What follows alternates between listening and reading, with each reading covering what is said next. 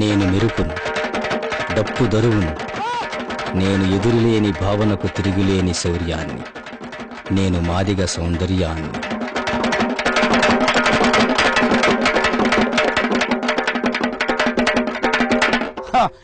తప్పు శాస్త్రీయం కాదని ఎవరు చెప్పారు?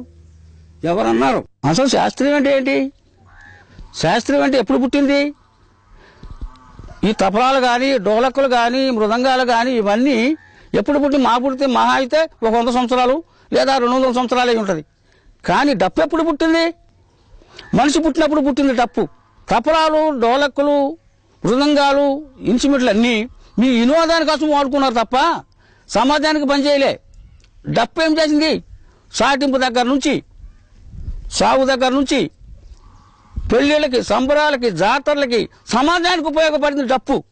శాస్త్రం అని వాళ్ళు పేరు పెట్టుకు వాయించుకునే జతులు కూడా మేము డప్పు మీద వాయించగలము. తత్త కరకతకుతా, తత్త కరకతకుతా, తత్త కరకతకుతా, తత్తాకు తత్తాకు తుంత తది గిట్టతో తది గిట్టతో తది గిట్టతో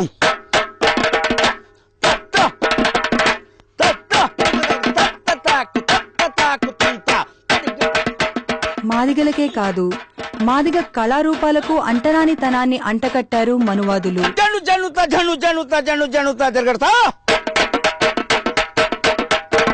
జను జనుత తిరగడతా, జను జనుత తిరగడతా. మా కళను అశ్రార్థం చేశారు, మమ్మల్ని అంటరాని వాళ్ళుగా చేశారు. ఇదో కుట్ర.